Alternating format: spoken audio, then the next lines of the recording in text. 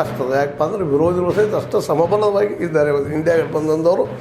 ಅದಕ್ಕಾಗಿ most probable, ಯಾಕಂದರೆ 240 plus ಇವರೆಲ್ಲ ಹಿಡ್ಕೊಂಡು 280-90 ಇದ್ದಾರೆ. ಒಂದು ಕಾನೂನು ಆಗ್ಬೇಕಾದ್ರೆ ಇಲ್ಲಿ ನೀವು ಕೆಳಮನೆಯಲ್ಲಿ ಪಾಸ್ ಮಾಡ್ಕೋಬೋದು, ಅದ್ರ ಮೇಲ್ಮನೆಯಲ್ಲಿ ಪಾಸ್ ಮಾಡೋದು ಅಷ್ಟೇ ಕಷ್ಟ ಅದ. ಹಿಂದಿನಷ್ಟು ಮೆಜಾರಿಟಿ ಇವತ್ತು BJP ಈಗಿಲ್ಲ.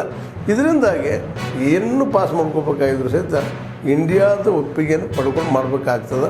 ಮತ್ತು ಇಲ್ಲಿ ಇನ್ನೊಂದು ಭಾಳ ಗಮನಿಸಬೇಕಾದ ಭಾಳ ಮಾತು ಏನಪ್ಪ ಅಂದ್ರೆ, NDA ಗಠಬಂಧನದಲ್ಲ ಇವತ್ತು ಪ್ರಮುಖ 2 ಪಕ್ಷಗಳು. ಒಂದು ನಮ್ಮ ಏನಪ್ಪ ಅಂತಂದ್ರೆ ನಾಯ್ಡು ಅವರು.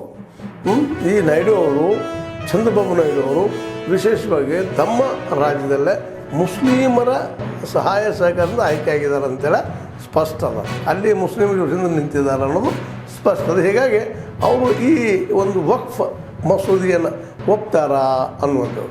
ಮತ್ತು ನಿತೀಶ್ ಕುಮಾರ್ ಅವರಂತೆ ವಿಶೇಷವಾಗಿ ಮೊದಲಿಂದ ಸಮಾಜವಾದಿ ಹಿನ್ನೆಲೆಯಲ್ಲಿ ಬಂದಂಥವ್ರು, ಮತ್ತು ವಿಶೇಷ ಇಲ್ಲಿ ಮುಸಲ್ಮಾನರು ವಿರೋಧ ಮಾಡ್ಕೊಳ್ಳುವಂಥ ಪರಿಸ್ಥಿತಿ ಅವ್ರಿಗಿಲ್ಲ. ಯಾಕೆ ಚುನಾವಣೆ ಅಡ್ಡಿಗೆ ಬಂದದ್ದು ಬಿಹಾರದಲ್ಲೇ.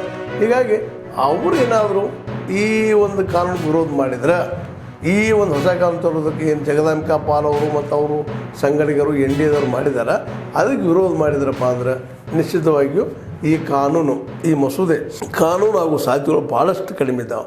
ಯಾಕಪ್ಪ ಅಂತಂದ್ರೆ ಇದು ಹಿಂದಿನ ಆಶಯಗಳಿಗೆ ಪೆಟ್ಟು ಕೊಡ್ತದೆ ಅಂತೇಳಿ. ಮತ್ತು ಆಲ್ರೆಡಿ ವಕ್ಫ್ ಬೋರ್ಡಿಂದ ಸ್ಪಷ್ಟನೆಯೂ ಇದೆ.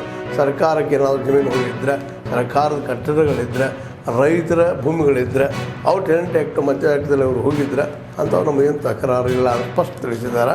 ಮತ್ತು ಜೊತೆಗೆ ಇನ್ನೊಂದು ಏನಪ್ಪ ಅಂದ್ರೆ, DC ಅವ್ರ ಕಡೆ ಫೈನಲ್ ಮಾಡುವಂಥ ಒಂದು ಅಧಿಕಾರ ಹಿಂದಿನ ಇದರಲ್ಲೇ ನಮ್ಮ ಏನಪ್ಪ ಸಂಸ್ಕರಣೆ ಮಾಡಿದಲ್ಲೇ ಪರಿಷ್ಕರಣೆ ಮಾಡಿದಂಥ ಈ ಒಂದು ಕಾನೂನಲ್ಲೇ ಅದು ಈಗ DCಗಿಂತ ಮೇಲಾಧಿಕಾರಿ ಕಡೆ ಹೋಗಿ ಫೈನಲ್ ಮಾಡುವಂಥ ಒಂದು ವಿಚಾರವನ್ನು ಚೇಂಜ್ ಮಾಡಿದ್ದಾರೆ ಅಂತ ಅನಿಸ್ತದೆ. ಈ ಕೆಲವೊಂದಿಷ್ಟು ಏನೋ ವಿಚಾರಗಳು ಚೇಂಜಸ್ ಆಗಿದ್ದಾವೆ. ಬಟ್ ಮೂಲ ಢಾಂಚ ಏನದ, ಮೂಲ ಒರಿಜಿನಲ್ ಏನು ವಕ್ಫ್ ಕಾನೂನು ಅದ, ಅದಕ್ಕೆ ಮಾತ್ರ ಚೇಂಜ್ ಭಾಳ ಮಾಡುವಂಥ ಸಾಧ್ಯತೆಗಳಿದ್ದಾವೆ ಅಂತೇಳಿ ವಿರೋಧ ಪಕ್ಷಗಳು ಇದನ್ನು ತಮ್ಮ ಅಭಿಪ್ರಾಯ ಹೇಳ್ತಾ ಇದ್ದಾರೆ. ಇನ್ನು ಯಾವಾಗ ಇದನ್ನು ಪಾರ್ಲಿಮೆಂಟ್ದಲ್ಲಿ ಮಂಡನೆ